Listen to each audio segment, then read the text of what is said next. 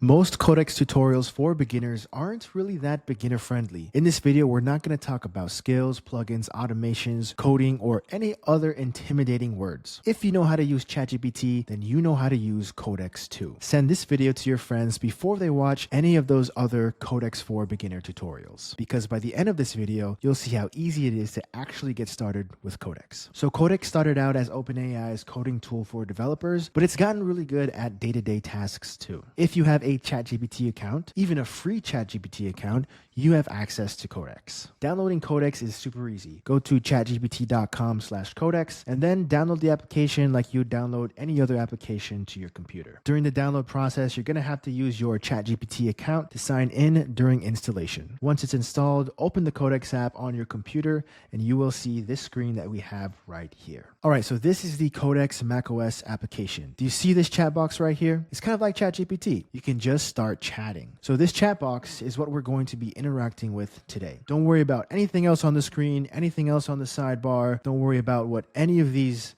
settings do. Today, we're just going to be typing messages into this chat box. But before we type anything into this chat box, we first need to have a mental shift about how we view Codex. I want you to imagine Codex as a new friend or a new coworker who knows a lot about many things, but doesn't know anything about you and what you like, how you like to learn, or how you like to work. So if you meet a new friend or a new coworker, how do you learn about them? You ask questions. You learn Codex by asking it questions. So when my wife downloaded Codex, she asked a great first question. Enter this prompt with me. Hey, I'm brand new to Codex. How is Codex different than ChatGPT? So once you've entered this prompt, you can click send over here or simply enter. Now there's a few things that you'll notice. Depending on what you had your permissions configured to, you may or may not have a question over here asking you to allow network access. Have no fear, this is totally safe. Just click on yes. So basically what that question was that Codex was asking for your permission to go out and research the official answer to bring back to you. All right, so Codex worked for 1 minute and 44 seconds. Very similar to ChatGPT. It'll give you an answer, which Codex is OpenAI's coding agent for software development. Here's the practical difference. Use ChatGPT when you want an answer or a conversation.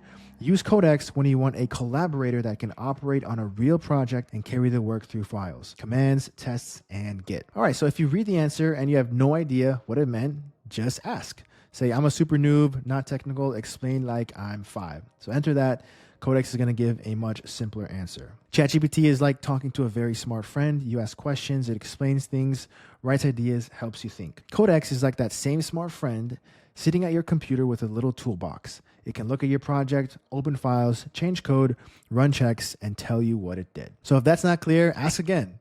I still don't get what I can do in Codex that I can't do with ChatGPT. So I'm not using any brain power over here. I'm simply just asking Codex more and more questions to learn. All right, so the biggest difference is Codex can touch the actual files and tools on your computer. With ChatGPT, you mostly get instructions. With Codex, you can say, make my app's homepage look better. Now, I know some of you may be looking at this answer and say, well, I'm not technical. I don't want to build an application. This answer is saying stuff that I don't really care about. Now, you may be looking at this answer and still are not sure how Codex can serve you. So then you can say something like, I'm not a developer or engineer. You're talking about code, files, debugging, etc. I have no idea what any of that is. I'm a regular, non-technical person. How can Codex serve me, that ChatGPT, in ways that ChatGPT cannot? All right, so let's see what Codex says. For a non-technical person, think of ChatGPT as advice and Codex as help that can make things for you on your computer.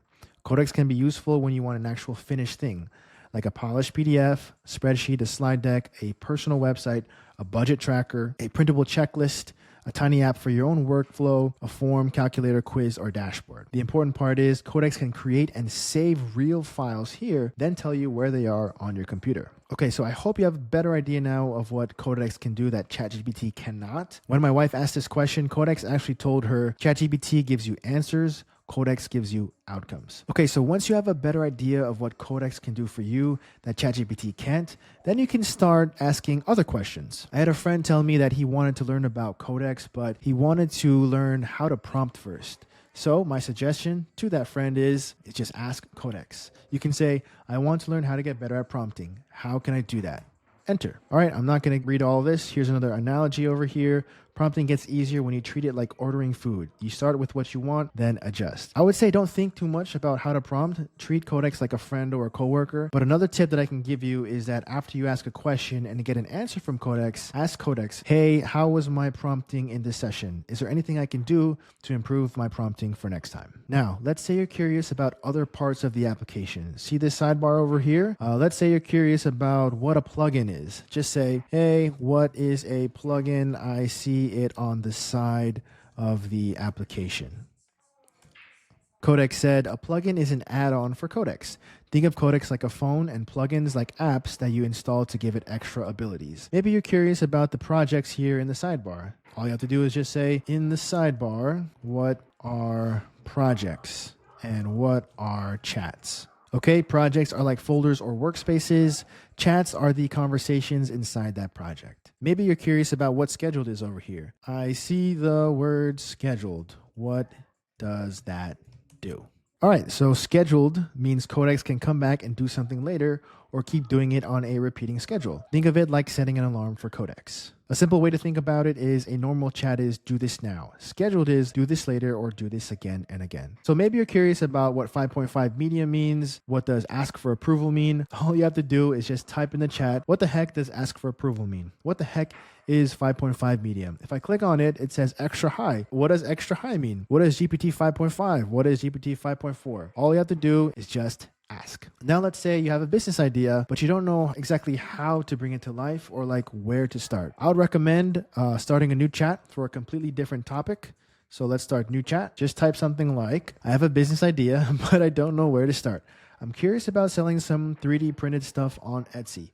Can you help me with that? I don't know where to start. So literally whatever comes to your mind, the question you have in your mind, just type it into Codex. Like, you don't have to think, and Codex will make sense of it. And if it doesn't know what you mean, it'll ask you questions to clarify. All right, so look at this. Absolutely, a good starting path is to pick one tiny product category, make 3 to 5 test pieces, calculate real profit, then list only the best 1 or 2. So Codex over here is giving you a 2-week plan, a simple first listing concept, and things to avoid. So obviously you can go dig deeper into this thread, but let's start a new chat. Maybe you want to make a game. Maybe you are non-technical, but want to make a game like a web app. So you can just say, I want to make a game, but don't know where to start. You don't even have to have the idea. Just say, I want to make a game. I don't know where to start. And Codex will guide you. See, a good place to start, pick one of these kinds of games: arcade loop, puzzle loop, combat loop, a strong first game. It'll even give you an idea on a game.